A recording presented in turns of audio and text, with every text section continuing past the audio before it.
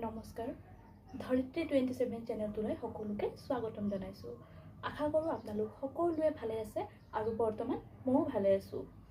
আজিৰ এই ভিডিঅ'টোত আমি আলোচনা কৰিম আপুনি ঘৰতে বহি খুব কম ইনভেষ্টমেণ্ট কৰি কি ব্যৱসায় আৰম্ভণি কৰিব পাৰিব আৰু এই ব্যৱসায়সমূহ আৰম্ভণি কৰোঁতে আপুনি ইয়াত যি ব্যৱহৃত সামগ্ৰীসমূহ আপুনি ক'ৰ পৰা আৰু কেনেকৈ ল'ব পাৰিব। চ' বলক এতিয়া পলম নকৰাকৈ ভিডিঅ'টো আৰম্ভণি কৰোঁ। বন্ধুসকল, আপুনি যদি ভাবিছে যে ঘৰতে বহি খুব কম ইনভেষ্টমেণ্ট কৰি ব্যৱসায় আৰম্ভণি কৰিব পাৰিম, আপুনি বিভিন্ন ধৰণৰ ব্যৱসায় আৰম্ভণি কৰিব পাৰিব। যেনে আপুনি ধূপকাঠি কেনেকৈ প্ৰস্তুত কৰে, আপুনি ঘৰতে বহি খুব কম ইনভেষ্টমেণ্ট কৰি ব্যৱসায়টো আৰম্ভণি কৰিব পাৰিব। দ্বিতীয়তে আপুনি ফেনাইল উদ্যোগটো আৰম্ভণি কৰিব পাৰিব। তৃতীয়তে আপুনি ডিছৱাছ বাৰ কেনেকৈ বনায়, কেনেকৈ মেকিং কৰে, তাৰ ওপৰতো আপুনি ব্যৱসায় আৰম্ভণি কৰিব পাৰে।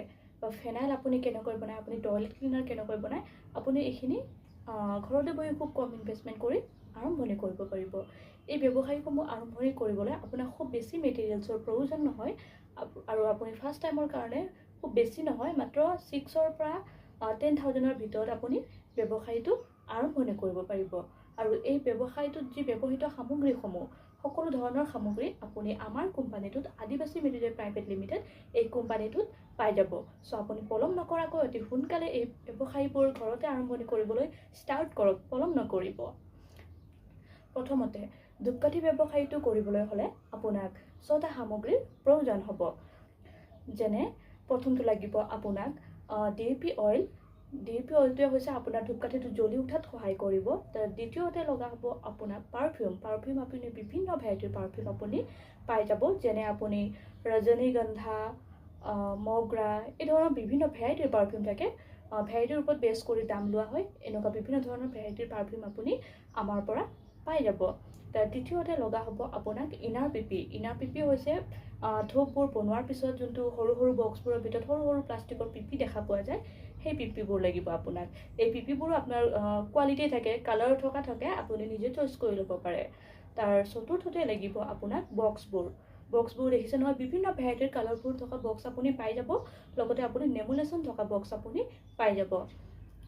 বক্সখিনি লোৱাৰ পিছত তাৰ শেষত লাগিব আপোনাক আউটাৰ পিপিটো হৈছে আপোনাৰ গোটেই ধূপকাঠিৰ প্ৰচেছ, যিমানখিনি মেকিং কৰা থাকে ধূপকাঠিখিনি আপুনি গোটেইখিনি বনাই লোৱাৰ পিছত বক্সত সোমোৱাৰ পিছত লাষ্টত যোনটো আমি দৰ্জন হিচাপে 12টাকৈ আমি বান্ডল কৰোঁ আৰু দোকানত বা মাৰ্কেটত আমি চেল কৰোঁ, ঠিক তেনেকুৱা সেই ধৰণৰ ওপৰত যি হোৱাইট কালাৰৰ পিপি পায় সেইটো কয় আপোনাৰ আউটাৰ পিপি। সেইটো আমি পেকেটবোৰ বান্ডিলকৈ কৰিবলৈ সেই পেকেটটো আউটাৰ পিপিটো ব্যৱহাৰ কৰোঁ।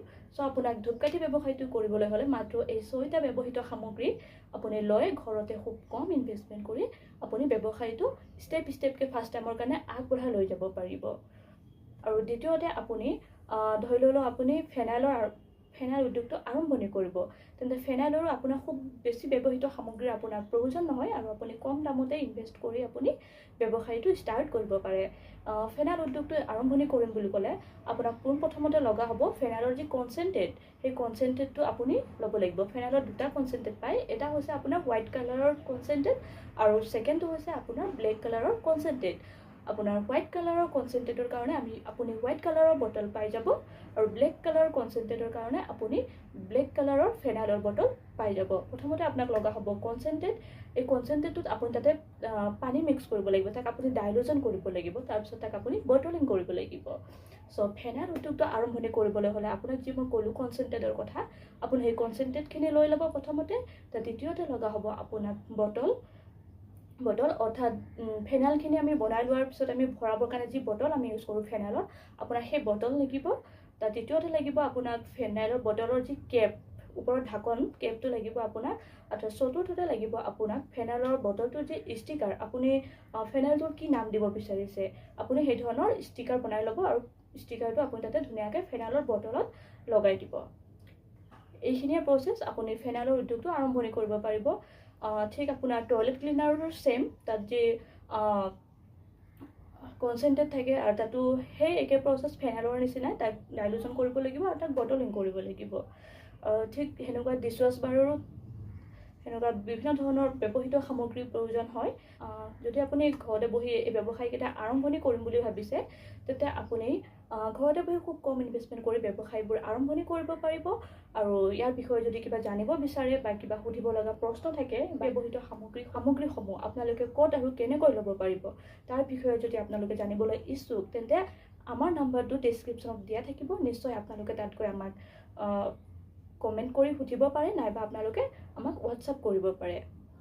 আৰু যদি আপুনি ভাবিছে যে ব্যৱসায়সমূহ আমি কৰিম, কিন্তু কেনেকৈ আমিতো একো নাজানোৱে, সেইটোৰ কাৰণে আপুনি একো টেনশ্যন নল'ব। আপুনি নিশ্চিন্তভাৱে ব্যৱসায়টো আৰম্ভণি কৰিব। যদি আপুনি কৰোঁ বুলি ভাবিছে, তেন্তে আমাৰ সৈতে আপুনি যোগাযোগ কৰক। আমি আপোনালোকক যিমান পাৰোঁ আপোনালোকক আমি গাইড কৰিবলৈ চেষ্টা কৰিম। আৰু আপোনালোকে আমাৰ পৰা এইবোৰ উদ্যোগৰ বিষয়ে ট্ৰেইনিঙো ল'ব পাৰে। আমি ট্ৰেইনিং বিভিন্ন সময়ত দিওঁ। আমি অনলাইন ট্ৰেইনিঙো প্ৰভাইড কৰোঁ বা আমি অফলাইন ট্ৰেইনিঙো এটেণ্ড কৰোঁ। চ' আপোনালোকে নিশ্চিন্ত হৈ আমাৰ পৰা ট্ৰেইনিং ল'ব পাৰে আৰু ব্যৱসায়টো আৰম্ভণি কৰিব পাৰে।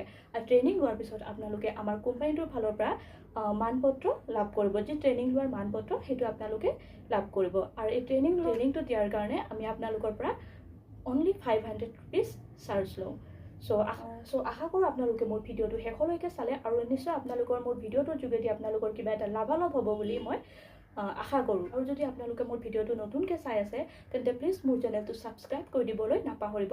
লগতে মোৰ এই ভিডিঅ'টো লাইক, শ্বেয়াৰ এণ্ড কমেণ্ট কৰিবলৈ নাপাহৰিব। ইয়াৰ লগতে এই ধৰণৰ ব্যৱসায়িক ভিত্তিক জড়িত থকা ভিডিঅ'বোৰ পাই থাকিবলৈ মোৰ চেনেলটো ছাবস্ক্ৰাইব কৰি দিব। ধন্যবাদ।